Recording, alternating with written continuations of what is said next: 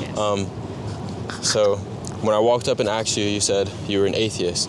Can you explain that to me? Can you explain to me how you became an atheist, or how you just decided to, believe that that's what you are, and how you came about that? Just explain that.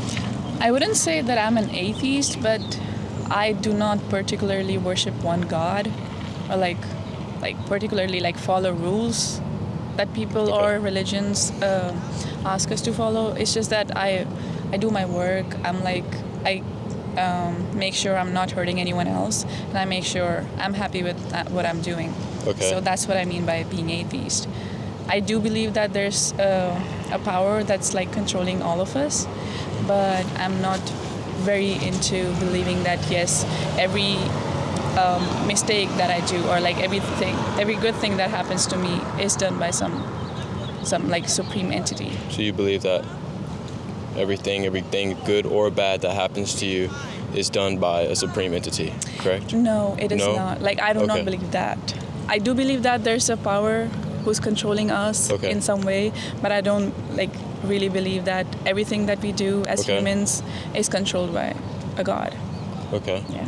I agree with you. Yeah. I do agree with you. I would probably just word it differently. So can I ask you, to what you believe, is there a title, is there a name for it, is there anything that you would claim it to be, or is this just something that you're just explaining that you believe? Yeah, I think I'm just explaining what I believe. Okay. I wouldn't say it's humanity or something. I'm just eloquating my thoughts, that's all. Did you grow up into anyone trying to give you some sense of divinity? Did how most people grow up into things, and for that reason they claim to believe? Did you grow up into anything like that? Yes, I come from a Hindu family. Okay. And my mom is really religious. She made me do stuff She's Hindu? pray. Yeah, she's Hindu. My whole family is Hindu. I'm Hindu as well. And we used to go to temples, do some, we call it puja. So you basically pray to God. Okay. In different ways. Yeah. Did you how you work out? Do you go to the gym?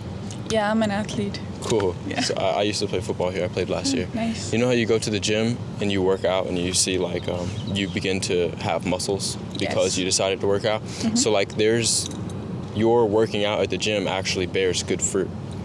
And so what I'm saying is when you say you are Hindu. Yes. What fruit comes from that life? Do you understand that question? I always tell people to judge things that they give themselves to by the fruit that it bears. So if you claim to be this, claim to be that, claim to be this, tell me what fruit it bears that I may see why it is I should follow that. That makes sense? Does it have to be a fruit? It's just a wording. When I say fruit, I mean... something good comes out of something? Why even do it? What comes from it? If you see the bus, don't be afraid to cut it off and go. I understand. But what comes from that? Something has to come from me claiming to be this, claiming to be that. I can't claim to believe in God, or I can't claim to believe in Jesus and go and live like the person who doesn't claim to believe in that person. What's the difference between my life and their life? There has to be some type of difference for that to be real. Do you get what I'm saying? Some type of difference. I would say principles. Principles? Yeah, that's what comes up to my mind. Because when you follow a religion, there's certain rules that you do follow. Well, yeah, there's a lot of the rules within the religion, but I was just really speaking of your life. My life? Yeah. Because that's two different things. Yeah. You follow something. Mm-hmm. What does your life look like now? Let's take you out of that something that you follow. Mm-hmm. Your life's going to look different. But because you follow this, what does your life? And don't give the answer that sounds right. Give the answer. Because you have an answer that no one else has. Only you have. That only you know. Okay, I follow this. Why do I follow it? What does it do for me? That is a hard question. I mean, I really have to think about it. What good came out of me being Hindu in the way that I have been? You get what I'm saying now? Yeah, I do, but... A lot of people could give me an answer that sounds good, that everyone else could give me, but it's not the real answer. It's not the answer that's happening with them. Because a lot of people can say a lot of different things. My own mom's dabbled in it. I don't know. Mom what? My own mom has dabbled in and out of Hinduism. So she herself can't give me the answer. She herself, there's a lot, you could say lie, peace, so many different things. I even have a buddy who's in Hinduism. He tells me about so many different things, so many different gods and this and that. But this one question, at the end of the day, he still struggles with porn. He still struggles with living for himself. He still struggles with insecurities. He still struggles with so many different things in his life that makes him no different from the other person claiming to believe in something else, but not having the answer to the question, because what they're believing, there's no real reality to it. Yeah. And I'm like, well, what's the difference between you and I them? get your question now. Like, I think what comes out of it is For you. faith. Like faith in something. You know, when you're a student, you don't really have to think about everything that like life has made you do. Like let's say you're getting into job and stuff, you have to take care of everything. Yeah. But as a student, like there's resources, there's like professors to take care of you, like guide you. So I would say believing that there's a supreme entity gives you direction in some way. Okay. You really don't have to worry too much. Maybe. Do you believe it gives you like a sense of morality? Like we call things good, but like where does the basis for goodness come from? Because then we call things evil.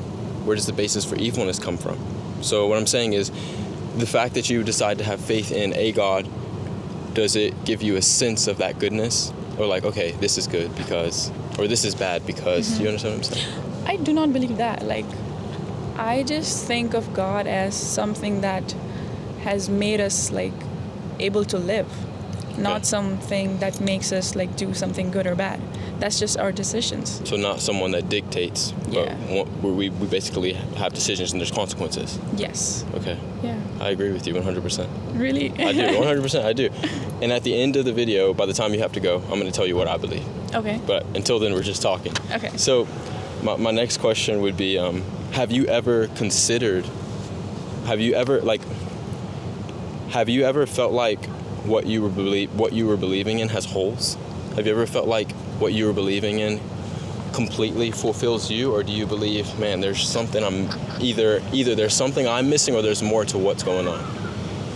Yeah, I would say there's holes. I would say that sometimes I feel, how can, like, you know how people say, like, if you're doing good, you're, like, it's in a way connected to God. You should, do good and get good. I have a like, Muslim friend like that. Yeah. He told me because he did Ramadan, he felt like he was closer to God. Yeah. But I told him, you're still living for yourself, man, and you're still a selfish person. He didn't have much of an answer.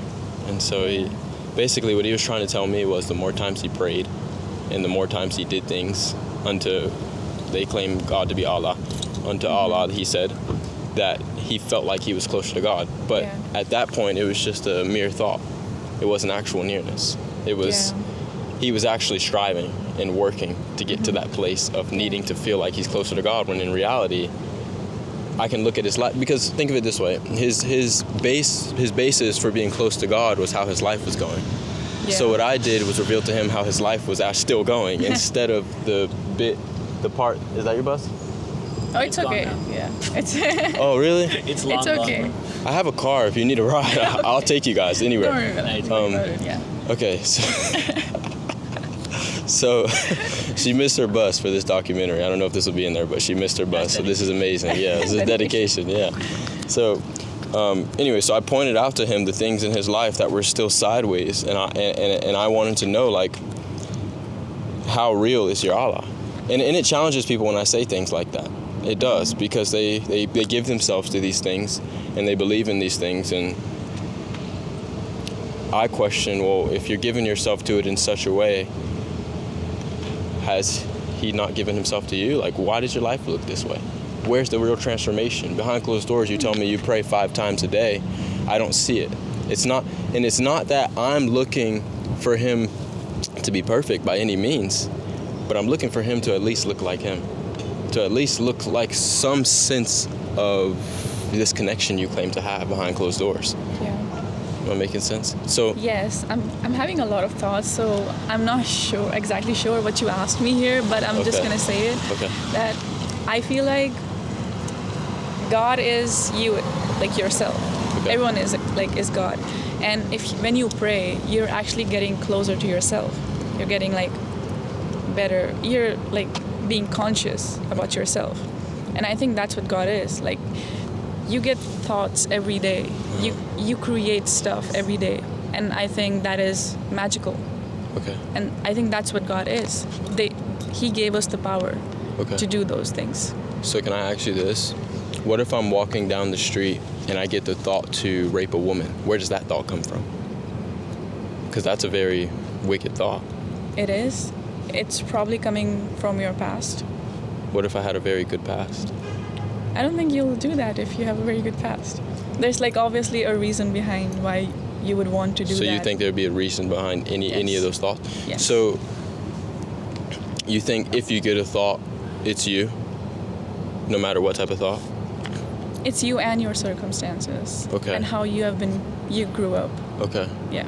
So now that we're here, I'm going to reveal to you what I believe in. Okay. But I'm kind of going to explain to you how I got to this point in my life of believing in what I believe in. So for me, and I'll explain my circumstances. It's funny, we're right here on the good point. I grew up homeless, my mother in prostitution, and my father not in my life, my mom on drugs. Okay. So my growing up wasn't the normal growing up. It's pretty rough. Big time athlete in high school. And it wasn't, and I was at the age of 16, I was super suicidal. So I had a rough growing up. At the age of 16, super suicidal. And it was one time, are they right? That's our friend. Okay. So I was a track athlete. Okay. So I ran track and I played football. That's why I played football here last year. But at the time, at the age of 16, there was one night where I was at a track practice and I was running. And practice ended up ending. I was 30 minutes from home. I didn't have a good relationship with my mom, so she didn't really care where I was at in the moment. So I just knew I needed to get home, and I was like 30 minutes from home. And so I got into a car with a dude I never met before who told me he would take me home, which probably isn't smart, but I did it. And that dude, that night at the age of 16, asked me, did I believe in God? And I said, yeah. And I didn't. No, I didn't. And I didn't have any grid for God. Like, my life was in sports. I idolized sports. I was full of myself, and I was just so somewhere else up here. God wasn't even in the picture. I could care less about any of that stuff. So when I got asked that question, I said yes, because I wanted to get the conversation going. I really wanted to see if this dude was going to take me home or not, because I'm driving a car with a dude I've never met before. His name was Samuel. And Samuel ends up asking me, well, what does it mean to believe in God? So he starts asking me questions I don't have answers to. So I'm like, to glorify God. And it sounded good. It did. And so he said, yeah. And then Samuel ended up taking me downtown, which I knew wasn't the right route home. But what he was actually doing was skipping the highway and taking me down back roads to get me to home because he wanted more time to talk to me. And he shared the entire gospel with me. He shared with me Jesus. That's what he shared with me. And so I went home that night. I didn't matter to me that he shared the stuff with me, but he gave me his phone number and told me I would need it. So that same night I tried to kill myself. And in the midst of killing myself, I actually remember I ended up calling Samuel on the phone because he was the only person who ever felt like he was explaining my worth to me. Yeah. And so I called him out of this vulnerable place in my heart. And Samuel that night shared my worth with me. And obviously it was enough for me not to kill myself that night. I go to school the next day. Now, mind you, homelessness. So I've lived in so many different places and so many different moms, friends' houses. It just, for me, like, you know how you go from elementary to middle to high school and sometimes you see friends from those. I didn't have that because of the amount of places I lived in. And so I would change grades. I would change schools like every grade year. And so the next day, I explain that so you can understand the next part that happens. The next day I go to high school and go to school, and this kid named Nehemiah comes up to me and invites me to church. They don't know me. He doesn't know me, and he had no correlation with Samuel. Yeah. So in my mind, I'm like, God? That's what I was thinking. I'm like, this is weird. You don't know me, and you're inviting me to come to your church on Sunday. And then Samuel just talked to me last night, and this kid doesn't know that I tried to take my life. Like, none of these people know me, and it's all happening. So, of course, I said yes. Like, what's the worst that can happen? I don't know what will happen. I haven't been to church or nothing. So I went that Sunday to church, took my mom's car. I remember everything I wore that day. It's so funny. But anyways, I went into church that day, and I went to go, and I saw people raising their hands, to worship God, and I saw the pastor preaching a message, and I went to sit down, and I was listening to what he was saying, and this was the weirdest thing to me. The pastor was talking about everything that was going on in my life, and I was very weirded out at that point because it didn't feel like a general message to everyone. You know what I mean? Like, you can go and talk about depression. Maybe there's like 10 out of 20 people dealing with it. It felt like what he was speaking about was directly towards me. And so I was a little bit freaked out, I'm going to be honest. And I went home, and of course, the one person I called was Samuel, because it sounded like you started all this, dude. So I'm calling Samuel, and he's trying to put everything together to me on the phone. And Samuel's talking so much, I remember falling asleep on the phone with this dude. And so next day, Samuel calls me, and I pick up the phone. And he's explaining to me still next day, and it continues to go on for days. And I don't understand what he's saying. And he's reading Bible scriptures to me. I don't even know what they mean. And so Samuel's telling me that I need God's spirit, and I don't know what that is. And Samuel, I remember he met up with me one day, and in my car he prayed for me. And when he prayed for me to receive God's spirit, my entire body got filled with warmness. At that point, everything that I was trying to comprehend and all the stuff that was in my head, it all became very scary to me. And because I felt something tangible. And so everything became scary to me, everything became weird to me. And from that point on, I was very freaked out. And so, again, one person I'm speaking to is Samuel. I go to talk to Samuel about it all, and he's just putting everything together for me. And honestly, I'm not having much understanding. All I have at this point is somewhat of a belief. And like, okay, I felt my whole body get filled with warmness when you prayed for me. All this stuff that's happening doesn't seem so coincidental anymore. Everything became very weird. And so from that point on, I remember Samuel telling me I needed to go and read the Bible. And it's that I didn't want to do, because he kept reading me Bible scriptures at nighttime on the phone with me. And so for me to go into my bedroom and do it, it felt like it'd be a boring thing. But I remember doing it. And that time where I did it, I remember hearing the voice of Jesus and feeling his presence.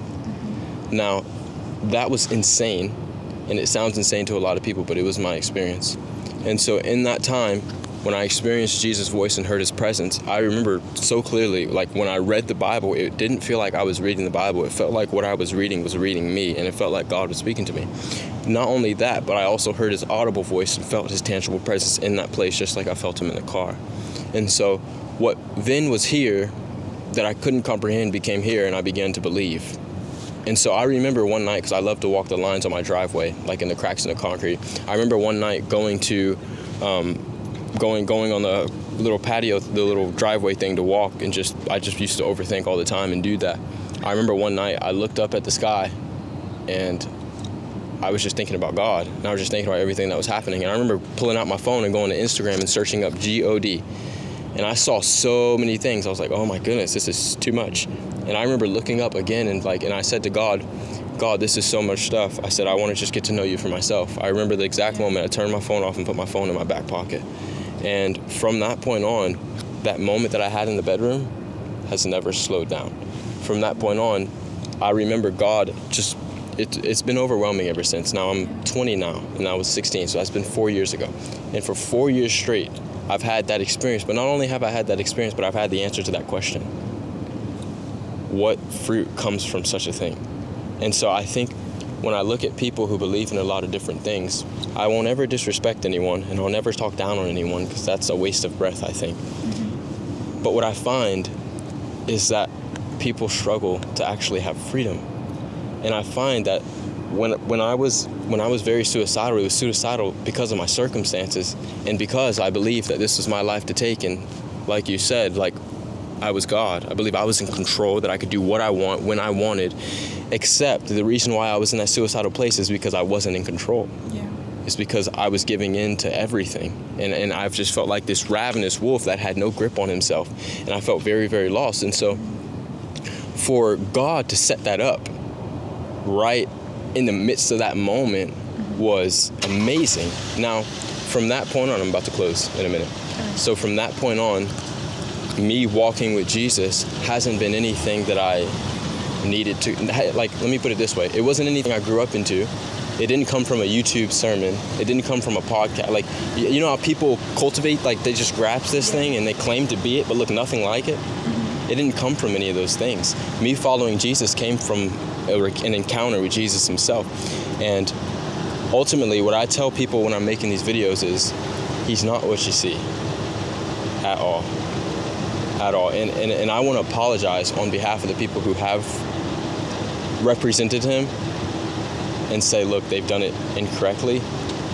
But you can't allow those experiences with people and what you've seen to determine who he is, because at that point, it's very cheap of humanity to do that when he's not speaking for himself in that place. He speaks for himself when someone actually gives him their heart. There's a lot of people that invite him into their lives. There's a lot of people that say, oh God, come into my life. Oh God, come into my heart. Oh God, save me. But no one actually wants to give it to them. Give it to him.